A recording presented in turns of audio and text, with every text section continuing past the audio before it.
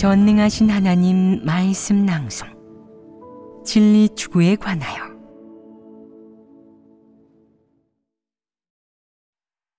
어떻게 진리를 추구해야 하는가? 15. 너희는 최근에 교제한 주제를 예배 시간에 교제해 보았느냐? 그 주제들을 예배 시간에 교제해 보았습니다. 교제하고 나니 어떠냐? 새로 알게 되었거나 인식하게 된 것이 있었느냐? 우리가 교제한 이런 주제가 사람의 일상생활에 존재하더냐? 모두 있었습니다. 최근 하나님의 교제를 몇 차례 듣고 나서 부모의 교육과 대대로 전해져 내려오는 가정의 교육이 우리를 심각하게 폐괴시킨다는 것을 알게 되었습니다. 어릴 때부터 부모는 사람은 이름을 남기고 짐승은 가죽을 남긴다와 같은 사상을 조금씩 주입했고, 이런 사상이 주입된 저는 사람은 출세해서 큰 사람이 되어야 하는 줄 알았습니다. 그래야만 남에게 멸시당하거나 무시당하지 않는다고 생각했지요. 예전에는 부모가 가르치는 이런 사상이 다 저희를 위한 것이고 저희를 보호해주는 줄만 알았습니다. 하지만 하나님의 교제와 해부를 몇 차례 듣고 나서야 이런 사상이 부정적인 사물이고 사람을 폐괴시키는 사탄의 수단이란 걸 인식하게 되었습니다. 그것 때문에 우리는 하나님에게서 점점 멀어지고 사탄에게 갈수록 심하게 폐괴되어 구원으로부터 점점 멀어진다는 것을 알게 되었습니다. 결과적으로 이런 주제를 교제할 필요가 있다. 그렇지 않으냐?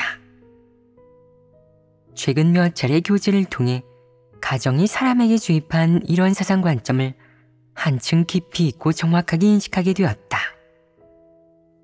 이렇게 교제를 하고 나면 사람은 가정, 부모와의 관계가 소원해지지 않겠느냐?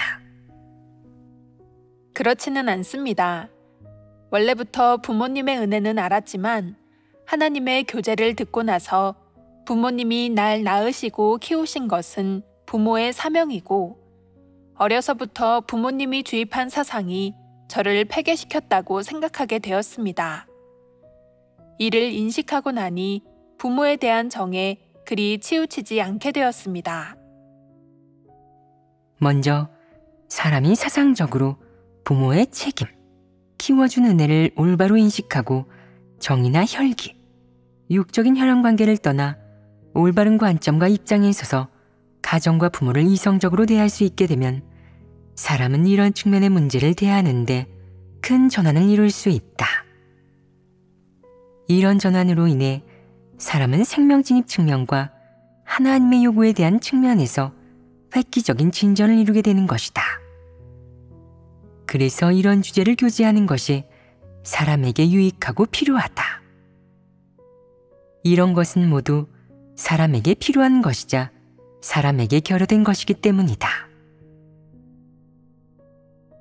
예전에 교제했던 사람에 대한 가정의 교육이라는 주제는 기본적으로 처신의 목표와 원칙, 처세의 방식과 수단, 그리고 인생관과 생존관, 생존의 방식과 법칙 등에 관련되는 것이었다. 이런 주제는 모두 사람의 사상 측면에 대한 교육과 관련되며 사람의 사상 관점과 관련되는 주제이다.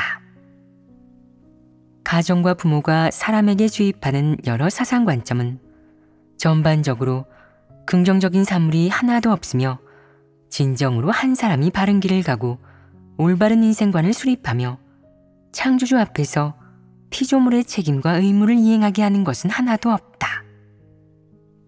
부모와 가정이 가르치는 것들은 모두 너를 세상과 사악한 시류로 이끌 뿐이다.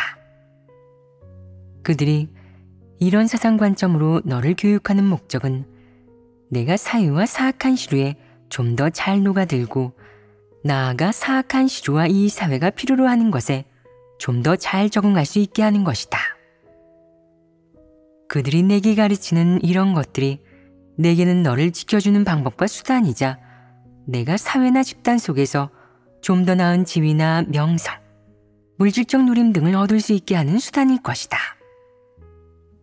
그러나 사실 가정이 내게 주입한 이런 사상은 계속해서 너를 사악한 시루 속으로 이끌고 세상과 사회, 사악한 시루 속에 뿌리박아 스스로 헤어나오지 못하게 한다. 내게 가져다 주는 것은 끊임없는 번뇌와 공경일 것이다.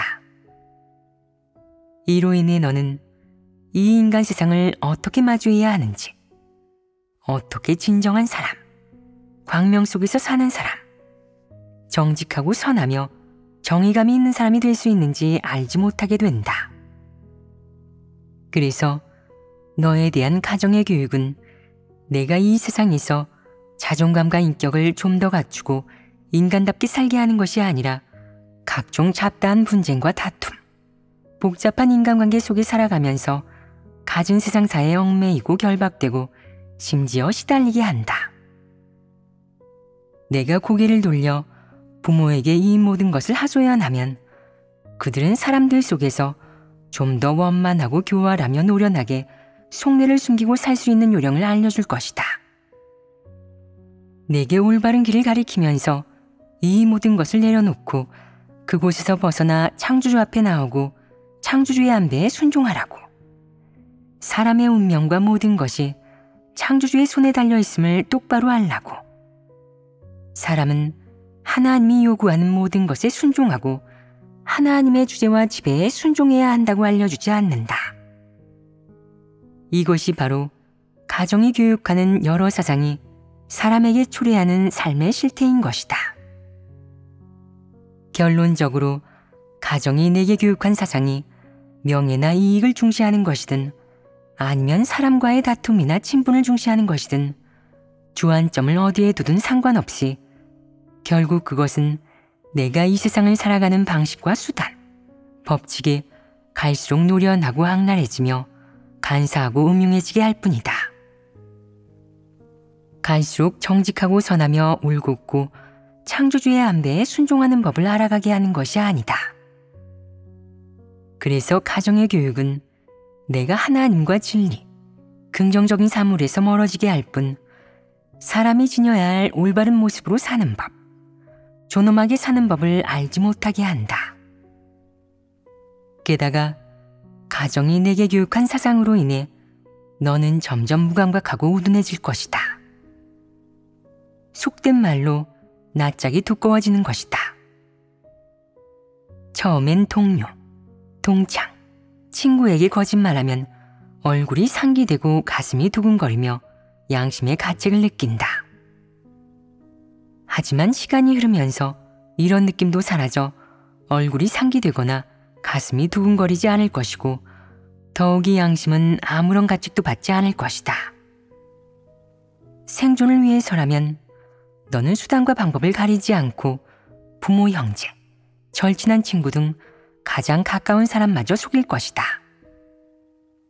그들에게서 이익을 도모해 좀 더 나은 삶, 좀 더 체면이 서는 삶을 살면서 더 좋은 것을 누리려고 할 것이다. 이것이 바로 무감각이다. 처음에는 죄책감이 아주 조금은 있었고 양심의 떨림도 약간 있었지만 시간이 흐를수록 이런 감각은 사라지게 된다. 넌 더 그럴싸한 이유로 자신을 위로하며 말할 것이다. 사람이 다 그렇지 뭐. 세상을 살면서 마음이 여려선 안 돼. 남한테 마음이 약하다는 건 자기에게 모질다는 거야. 이 세상은 약육강식, 적자생존, 승자독식의 세계야. 성공만 하면 어떻게 성공했는지 추궁하는 사람이 없어. 반면 실패하면 아무것도 없는 거지. 결국 사람은 이런 사상 관점으로 스스로를 납득시키고 이를 자신이 모든 것을 추구하는 근거로 삼는 것은 물론 하나의 수단으로 삼는다. 너희는 지금 어느 수준에 있느냐? 무감각의 수준이냐? 아니면 아직 그 정도까지는 아닌 것이냐? 만약 너더러 장사하라고 한다면 그 장사는 내 미래와 삶의 질, 사회에서의 위신에까지 연관될 것이다.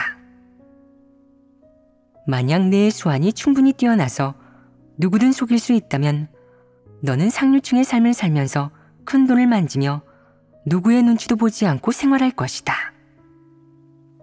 그럼 너는 어떻게 하겠느냐? 아무런 지각도 없을 정도로 무감각하게 살면서 누구든 속이며 누구의 돈이든 취하지 않겠느냐? 그럴 것이다. 이런 사람은 변화가 필요하다. 이것은 인성 깊은 곳의 폐괴 성품이다. 인성이 사라지면 사람은 폐괴 성품과 사탄이 주입한 여러 사상 관점에 기대어 살게 된다. 양심과 이성, 염치를 잃어버리면 사람은 그저 껍데기, 몸뚱어리로만 살게 된다. 그렇게 되면 그의 삶은 아무런 가치도 없게 되는 것이다. 지금 내가 만약 염치가 있다면, 내가 만약 거짓말로 남을 속이거나 음해할 때 아무나 음해하지 않고 대상을 가린다면 그나마 너는 양심이나 인성이 조금이라도 있는 것이다. 만약 내가 아무나 속이고 음해한다면 너는 틀림없이 살아있는 사탄이다. 내가 만약 부모나 지인, 친구, 성실한 사람을 음해하면 안 됩니다. 특히 하나님 집의 형제자매를 음해하거나 하나님의 재물을 사취하면 안 됩니다.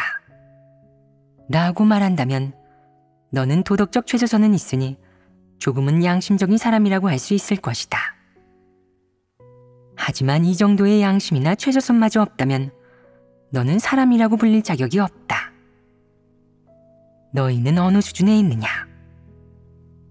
너희에게 최저선이 있느냐? 기회가 된다면, 혹은 실제로 그럴 필요가 있다면 너희는 부모, 형제, 절친한 친구도 속이겠느냐? 형제자매를 속이고 음해하며 심지어 하나님의 짐을까지 사취하겠느냐? 만약 그럴 기회가 생겼고 내가 속여도 아무도 모른다면 너는 그렇게 하겠느냐? 지금은 그렇게 하지 못할 것 같습니다. 무엇 때문에 그렇게 하지 못하겠느냐? 하나님이 두렵고 하나님께 조금이나마 경외심을 가지고 있기 때문입니다. 게다가 그렇게 하면 양심에 찔릴 것입니다. 마음속에 두려움과 하나님에 대한 경외심이 있고 이에 더해 양심에 찔린다는 것이 내 태도이다. 다른 사람도 말해보아라. 너희는 아무 태도도 가지고 있지 않느냐? 만일 아무런 태도도 없고 이런 일을 전혀 생각해보지 않아서 다른 사람의 행동을 보고도 무덤덤하다면 너는 위험한 상태이다. 누군가 이런 짓을 하는데도 내게 증오하는 마음이 들지 않고 아무런 태도도 없이 무감각하다면 너는 그와 마찬가지로 그런 짓을 저지를 수도 있을 것이다. 그러나 내 태도가 확실하고 이런 부류의 사람을 증오하고 질책한다면 내가 그런 짓을 저지르지는 않을 것이다. 너희의 태도는 어떠냐? 하나님께 경외심을 가지고 하나님의 재물은 거룩하게 구별해야 합니다. 절대 손을 대거나 횡령해서는 안 됩니다. 재물을 횡령해서는 안 된다는 말은 징벌을 받을까 두려워서이다. 그럼 다른 일은 어떻겠느냐? 내가 만일 다단계 판매를 한다면 내 돈벌이에 절친한 친구를 이용하겠느냐? 감언이설로 그들을 속여 가입시킨 다음 이익을 취하고 돈을 벌겠느냐? 가장 절친한 친구, 친척, 심지어는 부모나 형제자매에게 이렇게 하겠느냐? 선뜻 말하지 못한다면 내가 하나님의 재물을 횡령하지 않겠다고 한 말도 꼭 지킬 수는 없을 것이다. 그렇지 않겠느냐? 또 누가 말해보아라. 이 문제에서 한편으로는 하나님의 공의로운 성품을 인식하고 하나님의 재물은 절대 손을 대면 안 된다는 것을 인식하면서 다른 한편으로는 이렇게 하는 것은 비인성적이니 최소한 양심에 찔리진 말아야 한다고 생각합니다. 이렇게 하면 비인성적인 것이며 양심상 거리낌이 없어야 한다는 것이 너희의 태도이다.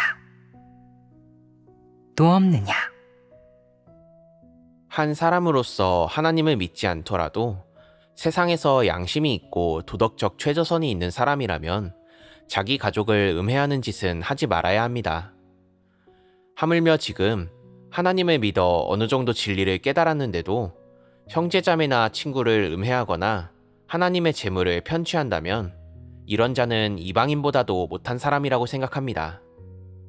또 사람이 생각으로 드러나는 때가 있긴 하지만 하나님의 성품 본질을 생각하면 주변에 보는 사람이 없거나 그런 일을 할 때 아무도 모른다고 해도 하나님께서 모든 것을 감찰하신다는 것을 생각하면 사람은 감히 그런 일을 하지 못하고 하나님께 조금이나마 경외심을 가질 수 있습니다. 한편으로는 그렇게 하는 것은 하나님에 대한 경외심이 없는 것이고, 다른 한편으로는 그렇게 하는 사람은 최소한의 인성조차 갖추지 못했다는 것이다. 한 사람으로서 설사 하나님을 믿지 않는다고 해도 이런 일은 하지 말아야 한다. 이는 양심과 인성이 있는 사람으로서 갖추어야 할 것이다. 속이고 음해하며 훔치는 것 자체가 선한 사람이나 정상인이 할 일은 아니다. 하나님을 믿지 않는 사람도 처신할 때 최저선이란 게 있는데, 하물며 내가 하나님을 믿으며 그렇게나 많은 설교를 들었음에도 그런 짓을 한다면 이는 구제불능이다. 이런 자는 인성이 없는 사람이자 마귀이다. 많은 설교를 듣고도 음해하고 속이며 훔치는 등 온갖 나쁜 짓을 다하면 이는 불신파이다. 무엇을 불신파라 하느냐? 하나님의 감찰. 하나님은 공의롭다는 사실을 믿지 않는 사람이다. 하나님의 감찰을 믿지 않는 것은 하나님의 존재를 믿지 않는 것이 아니겠느냐? 하나님이 감찰하신다고 하는데 하나님이 어디 계시는데요? 왜 제 눈엔 안 보이죠? 왜 저는 못 느끼는 걸까요? 제가 이렇게 오랫동안 속이고 기만하며 온갖 나쁜 짓은 다 했는데 왜 아무런 징벌도 안 받은 거죠? 전 여전히 남보다 윤택한 삶을 살고 있는데 말이죠. 이것이 불신파가 보이는 모습의 한 측면이다. 다른 한 측면은 많은 진리를 교제해도 그가 한마디도 받아들이지 않는다는 것이다. 그는 진리를 전혀 받아들이지 않는다. 그럼 무엇을 받아들이느냐? 그에게 유리한 사상 관점을 받아들인다. 그에게 유리하고 그의 이익을 지킬 수 있는 일이라면 하는 것이다. 그는 하나님의 감찰과 보응은 믿지 않고 눈앞의 이익만을 믿는다. 이것이 불신파이다. 불신파가 무엇을 더 믿겠느냐? 불신파가 하나님 집에서 보이는 유일한 모습은 오직 악행뿐이다.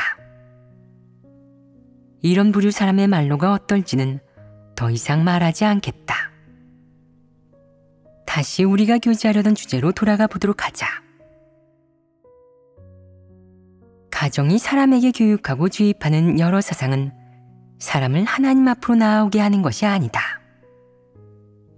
또한 사람에게 긍정적인 사상을 주입하는 것이 아니라 여러 부정적인 사상, 부정적인 처신의 수단과 원칙, 방식을 주입하여 결국 돌이킬 수 없는 길로 나아가게 한다. 결론적으로 가정이 사람에게 주입하는 여러 사상은 사람이 가져야 할 최소한의 인성과 이성, 양심이라는 기준에도 미치지 못한다. 만약 사람에게 양심과 이성이 그나마 조금이라도 있다면 그것은 사람이 원래 가지고 있던 것으로 아직 사탄에게 폐괴되거나 잠식당하지 않았을 뿐이다. 그 외에 나머지 처신의 여러 수단과 방식은 모두 가정, 나아가 사회에서 비롯된 것이다. 그러니 사람이 구원받기 전에 가정이 교육한 그 모든 사상관점은 그것이 무엇이든 하나님이 사람에게 가르쳐 준 것에 배치된다.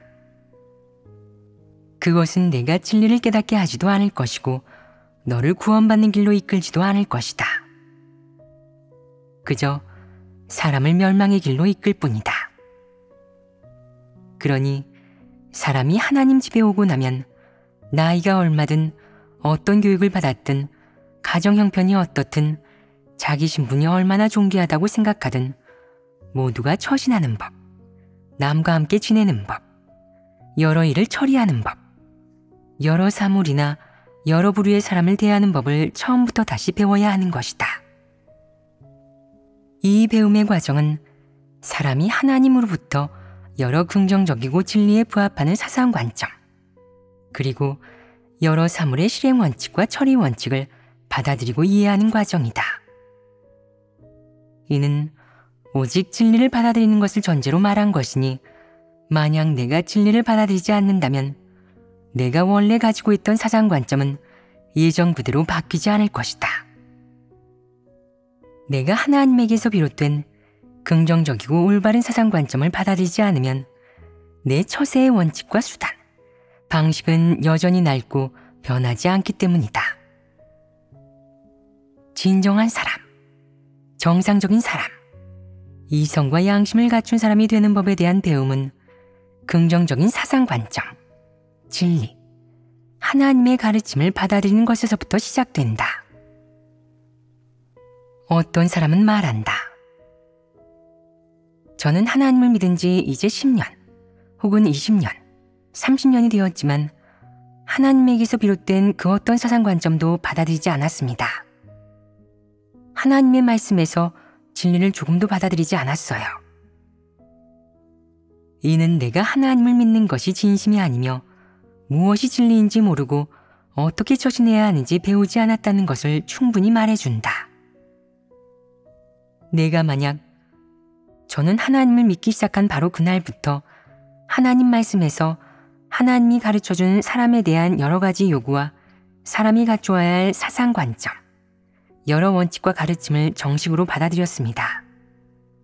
라고 말한다면 너는 하나님을 믿은 그날부터 진정한 사람이 되는 법을 배우기 시작한 것이고 진정한 사람이 되는 법을 배우기 시작하면서 구원의 길로 나아가기 시작한 것이다. 내가 하나님에게서 비롯된 사상 관점을 받아들이기 시작한 때가 곧 구원의 길로 나아간 때이다. 그렇지 않으냐? 그렇다면 지금 너희는 시작했느냐? 이미 시작했느냐? 아니면 시작하지 않았느냐? 아니면 진작에 시작한 것이냐? 하나님께서 최근 몇 년간 교제해 주신 가정의 교육 등 사람 내면에 존재하는 잘못된 사상관점에 대한 해부를 통해 비로소 저는 반성하기 시작했고 제가 가지고 있던 사탄 철학을 조금씩 부인하면서 어떻게 해야 하나님의 말씀에 닿도록 노력할 수 있을지 묵상하기 시작했습니다. 예전에는 이 정도로 깊이 반성하는 것을 중요하게 생각하지 못했습니다. 이 말은 매우 현실적이구나. 최근 몇 년에 들어서야 비로소 시작했고 확실히 어느 해, 어느 날에 시작했는지 정확하게 말할 수는 없지만 어쨌든 최근 몇 년 사이에 시작되었다는 것이 비교적 객관적이다. 다른 사람은 어떠냐? 예전에는 가정이 교육하는 이런 사상 관점을 바꾸기 위해 어떤 노력을 기울여야 하는지 고민해보지 않았습니다. 최근 이런 측면으로 하나님께서 교제해 주신 것을 듣고 생각이 조금씩 바뀌었습니다. 그렇지만 이런 측면으로 변화를 추구하는데 특별한 노력을 기울이지는 못했습니다.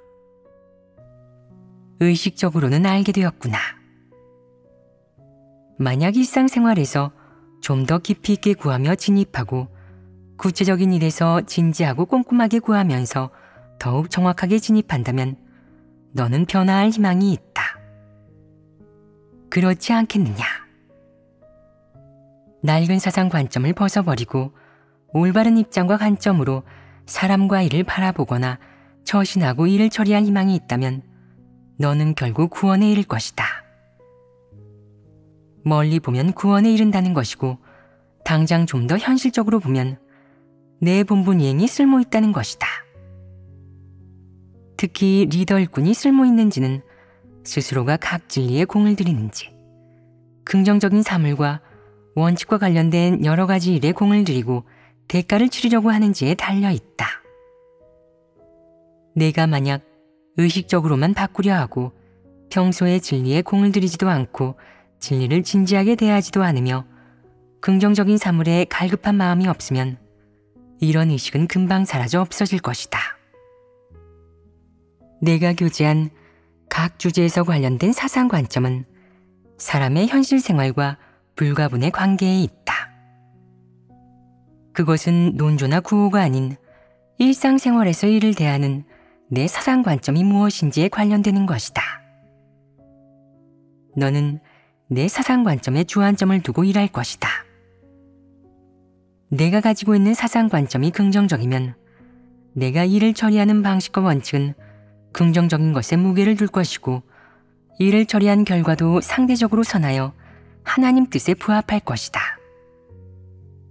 만약 내 사상 관점이 진리와 긍정적인 사물과 적대되거나 어긋난다면 내가 일을 처리하는 근원이 부정적인 것이고 일을 처리하고 난 최종 결과도 분명 선하지 않을 것이다. 예전에 이런 일을 처리할 때 대가를 얼마나 치르고 마음을 얼마나 썼든 어떤 마음을 품고 그 일을 했든 결과를 놓고 보면 하나님이 어떻게 보겠느냐? 하나님이 그 일의 성질을 어떻게 규정하겠느냐? 만약 하나님이 그 일의 성질을 방해, 교란, 파괴로 규정하여 하나님 집에 손실을 초래했다고 한다면 내가 한 짓은 악행이다. 악행은 가벼우면 형벌심판이나 질책, 책망, 훈계를 받고 심각하면 징벌을 받게 된다. 만약 그 일을 진리 원칙에 따라 처리하지 않고 이방의 잘못된 사상관점에 치우쳐 이런 그릇된 사상관점을 근거로 일한다면 너는 헛수고를 한 것이다. 비록 내가 많은 대가를 치르고 엄청 마음을 쏟았는데도 최종 결과가 헛수고라면 하나님이 어떻게 생각하겠느냐? 그 일의 성질을 어떻게 규정하겠느냐? 또 그 일을 어떻게 대하겠느냐? 적어도 내가 한 그 일이 선행이나 하나님을 증거하고 영화롭게 하는 일은 아닐 것이다. 그렇다면 내가 치른 대가와 쏟은 마음은 기억되지 않을 것이다. 즉, 헛고생인 것이다. 알겠느냐? 무슨 일이든지 하기 전에 잘 생각해보고 많은 사람과 교제하여 원칙을 구하고 이해하고 나서 임해야 한다. 홧김에 충동적으로 혹은 사리사욕과 욕망을 품고 임하면 안 된다. 최종 결과가 어떻든 내가 책임져야 하며 어떤 결과이든 하나님이 결론을 내릴 것이다. 내가 만약 자기가 한 일이 수포로 돌아가지 않고 하나님에게 기억되길 바라고 더 좋게는 선행이 되어 하나님에게 연락되길 바란다면 더더욱 원칙을 구하여라. 만약 내가 이런 것에 개의치 않는다면 선행이든 아니든 하나님이 연락하든 안 하든 상관없다고 한다면 심지어 징벌받든 말든 전혀 개의치 않고 상관없어. 어차피 지금 당장 눈에 보이는 것도 아니고 느껴지지도 않잖아. 라는 사상관념을 가지고 있다면 너는 일할 때 하나님에 대한 경외심이 없이 대담하고 방종하며 제멋대로 굴면서 아무런 염려나 거리낌이 없게 된다. 내가 하나님에게 경외심을 갖지 않으면 일할 때의 방향이 편중될 것이다. 사람의 본성을 따르고 사람의 본능을 따르게 되면 최종 결과는 내가 한 그 일이 하나님에게 연락되지 않고 기억되지도 않을 뿐만 아니라 방해와 교란을 야기할 것이니 악행이 될 가능성이 높다. 그럼 결국 내 결말이 어떨지, 하나님이 어떻게 대하고 처리할 것인지는 가히 짐작할 수 있을 것이다. 그러니 모든 일을 하고 매사를 처리할 때마다 너는 우선 내가 원하는 것이 무엇인지 생각해보고 그 일의 최종 결과가 어떨지 충분히 생각해 본 후에 임해야 한다. 그렇다면 이것은 무엇에 관련되는 문제겠느냐? 내가 모든 일에 어떤 태도로 임하는지, 어떤 원칙으로 일하는지에 관련되는 것이다. 가장 좋은 태도는 원칙을 자주 구하는 것이다. 자신의 느낌이나 취향, 속셈, 욕망, 혹은 눈앞의 이익으로 판단하지 말고 원칙을 구해야 한다. 그 일을 자주 하나님 앞에 가져와 구하며 기도하고 형제자매에게도 가져가서 함께 협력하며 본분을 이행하는 형제자매와 교제하고 구하여 원칙을 정확히 한 다음 임해야 한다. 충동적으로 하거나 얼떨결에 하지 마라. 너는 무엇을 위해 하나님을 믿느냐? 밥벌이를 위해서도, 시간을 때우기 위해서도, 유행을 쫓기 위해서도, 정신적인 욕구를 채우기 위해서도 아니다. 너는 구원을 받기 위해서 믿는 것이다. 그럼 어떻게 해야 구원을 받을 수 있겠느냐? 모든 일을 할 때 구원받는 것, 하나님의 요구, 진리와 연관시켜 봐야 하지 않겠느냐? 사람에 대한 가정의 교육 내려놓기 라는 주제로 예전에 우리가 교제한 것은 처신의 규칙, 처신의 여러 사상 관점과 관련된 내용으로 사상적인 측면에서 가정이 사람에게 교육하는 것이었다. 가정은 사람의 사상적 측면에서 다양하게 지도하고 영향을 미치는 것 외에 더 많은 측면에서도 교육한다. 즉, 사람에 대한 가정의 교육은 사람의 사상적 측면의 교육에 그치지 않는다는 말이다. 우리가 앞서 다루었던 것 외에도 전통, 미신, 종교라는 측면과 관련된 교육이 있는데 이것도 이어서 교제할 내용이다. 이런 것은 생활 방식, 생활 규칙, 그리고 생활 습관, 생활의 자잘한 문제와 연관된다.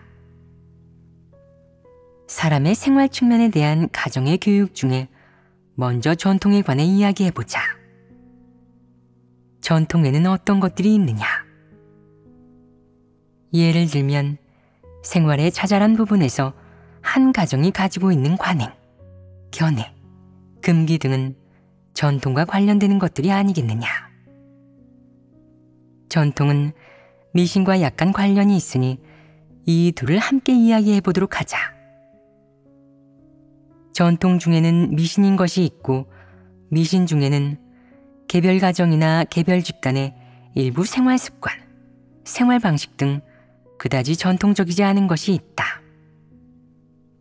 우선 전통과 미신에는 어떤 내용들이 있는지 살펴보겠다.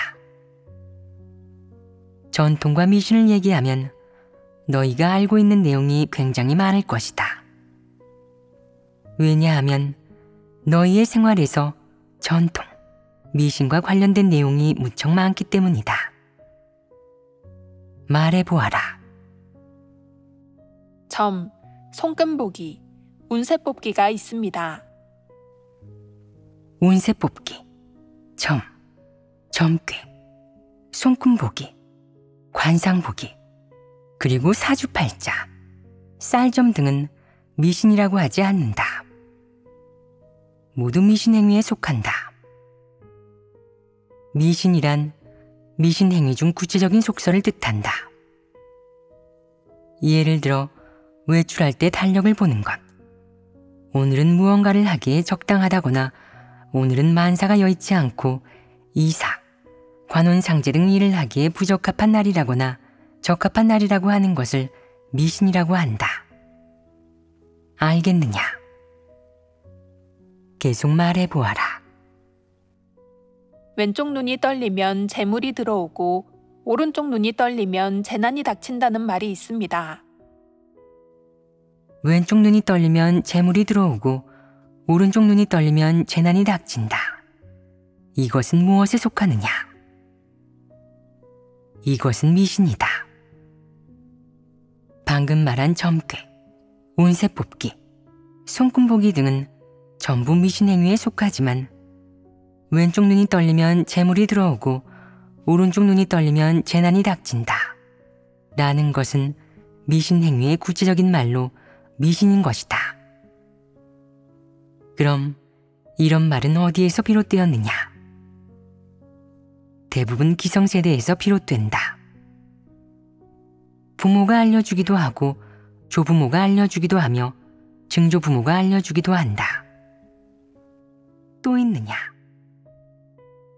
명절 풍습은 해당되지 않습니까? 명절 풍습도 마찬가지로 전통에 속하는 것도 있고 전통이면서 미신인 것도 있다. 명절 풍습은 동서남북 할 것 없이 전역에 걸쳐 무척 많다. 구체적인 명절 풍습을 하나 들어보면 남부 사람은 설을 쓸 때 년가오를 먹는다. 그 속뜻은 무엇이냐? 년가오를 먹는 목적은 무엇이냐? 년가오를 먹는 목적은 해마다 성공운을 올리기 위해서이다. 여기서 가오는 떡을 뜻하는 가오가 아닌 높고 낮음을 의미하는 가오로서 동음이어를 빌려온 것이다. 년가오를 먹는 목적이 해마다 성공운을 올리기 위해서라면 년가오를 먹지 않아서 오르지 않은 해가 있었느냐? 매년 먹어서 해마다 성공운이 올랐느냐? 정말 오를 수 있는 것이냐? 꼭 그렇지 않다는 것은 사람들도 알고 있다. 하지만 오르지 못할지언정 떨어지는 것을 원치는 않기에 꼭 먹으려 하는 것이다. 먹고 나면 안심이 되지만 먹지 않으면 마음 놓이지 않는다. 이것이 바로 미신이자 전통이다. 결론적으로 가정에서 비롯된 이런 생활 습관, 전통은 내게 영향을 미치는데 내가 무의식적으로 그 전통과 습관을 어느 정도 인정하고 받아들이면 너는 그 전통이 권장하는 미신이나 사상관점도 받아들이고 인정하는 것이다. 내가 독립해서 살아도 이런 전통과 생활 습관을 이어갈 것인데 이것은 부인할 수 없는 사실이다. 그럼 전통 측면에 관련된 말들을 얘기해보자. 어떤 사람들은 자주 이런 일을 한다. 즉, 먼 길을 떠나는 사람이 있으면 만두를 싸주고 그 사람이 돌아오면 국수를 삶아준다. 이것이 전통 중 하나가 아니냐? 이것은 하나의 전통이자 불문율이다. 이렇게 하는 목적은 둘째치고 일단 살펴봐야 할 것이 있다. 이런 행동에 해당되는 말이 정확히 무엇이더냐? 나갈 땐 만두, 들어올 땐 국수라고 합니다. 떠날 땐 만두를 먹고 돌아와선 국수를 먹는다 라고 하기도 합니다. 떠날 땐 만두를 먹고 돌아와선 국수를 먹는다 라는 말이 무슨 뜻이겠느냐? 오늘 떠나는 사람이 있으면 만두를 싸줘야 한다는 것이다. 속뜻이 무엇이냐? 만두는 만두피로 싸서 만든다. 여기서 싼다는 의미의 바우는 목숨을 부지한다는 의미의 바우와 의미 같아서 외출할 때 불의의 사고로 객사하지 말고 반드시 돌아오라는 말로 평안한 여정을 의미한다. 떠날 땐 만두를 먹고 돌아와선 국수를 먹는다 라는 말은 오가는 여정이 평안하고 모든 일이 순조롭다는 것으로 대충 이런 의미이다. 결론적으로 일부 가정에는 가족 중에 떠날 일이 있는 식구가 있으면 만두를 싸주고 돌아오면 국수를 먹이는 전통이 있다는 말이다. 먹는 사람이든 해주는 사람이든 기름을 받기 위해 현재와 나중, 그리고 모두가 잘 되기 위해 그렇게 하는 것이다. 너희는 이런 전통이 긍정적인 사물이며 사람이 살면서 꼭 해야 하고 계승해야 하는 일이라는 것에 공감하느냐? 먼 길을 나서는 형제자매가 있으면 밥을 해주는 사람이 만두를 싸주길래 내가 물었다. 그가 나가는 것과 만두를 먹는 것이 무슨 관계가 있느냐?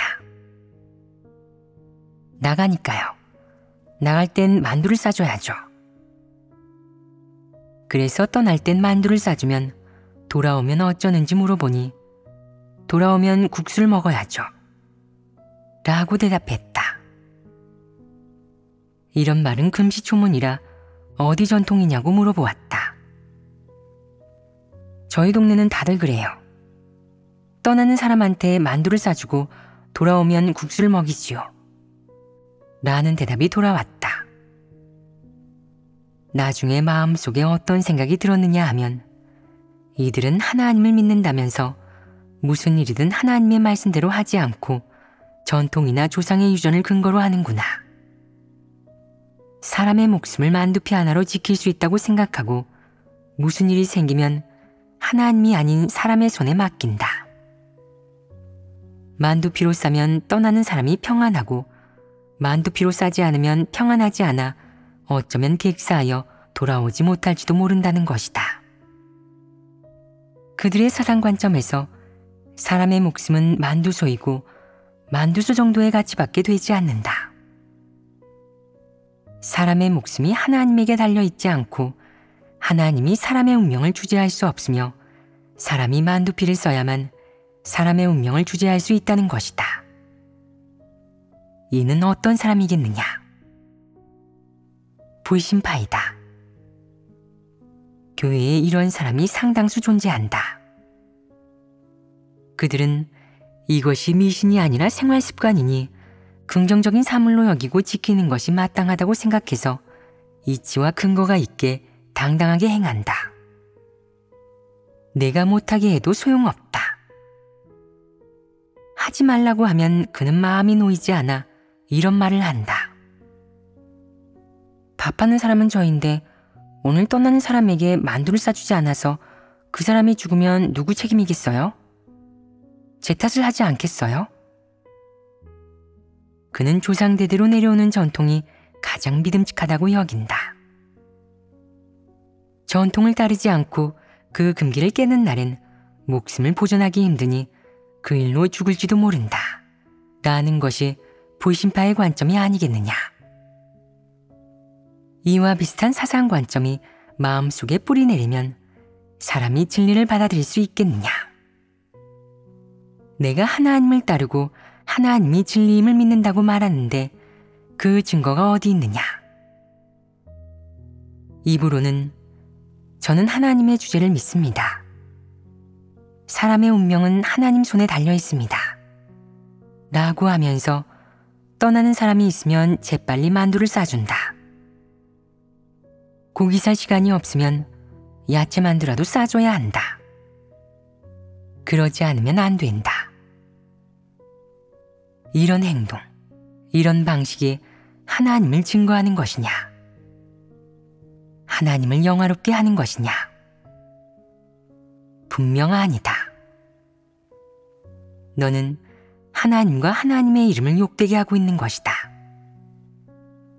내가 진리를 받아들이고 말고는 작은 일이다. 중요한 것은 내가 하나님을 믿고 따른다고 하면서 여전히 사탄이 주입한 전통을 지킨다는 것이다. 삶의 이런 사소한 일까지 내가 조상에게서 주입받은 사상과 생활 습관을 엄수하고 있고 게다가 아무도 이를 고쳐주지 못하는데 이것이 진리를 받아들이는 태도겠느냐. 이는 하나님을 욕되게 하고 배반하는 것이다. 조상이 누구냐? 조상으로부터 전해 내려오는 전통은 어디에서 비롯된 것이냐? 전통이 누구를 대변하느냐? 진리를 대변하느냐? 긍정적인 사물을 대변하느냐? 누가 만든 전통이냐? 하나님이더냐? 하나님이 사람에게 진리를 공급하는 것은 전통을 회복하게 하는 것이 아니라 모든 전통을 제거하려는 것이다. 하지만 너는 그것을 내려놓기는커녕 진리나 긍정적인 사물로 여겨 지키니 이것이 독인지 약인지도 모르고 덤벼드는 짓이 아니냐. 진리와 하나님에게 공개적으로 대항하는 것이 아니냐. 이는 하나님에게 공개적으로 대들고 대항하는 것이다. 어떤 사람들은 묻는다. 그럼 형제자매에게는 만두나 국수를 해주지 않고 저희 가족에게만 해주는 것은요? 가족이 떠날 일이 있을 때 만두를 싸주고 돌아오면 국수를 삶아주는 것은 괜찮을까요? 괜찮겠느냐? 사람을 음해할 때 형제자매는 음해하지 않고 저희 가족을 음해하는 건 괜찮을까요? 라고 묻는다면 괜찮을지 대답해 보아라. 이런 일을 하는 대상이 누군지가 중요한 게 아니라 내가 살아내는 모습이 어떻고 드러내는 것이 무엇인지가 중요하다. 내가 지니고 있는 관점이 무엇인지가 중요하지 내가 누굴 음해하는지가 중요한 게 아니라는 말이다. 내 행동, 내 원칙이 무엇인지가 중요하다. 그렇지 않으냐?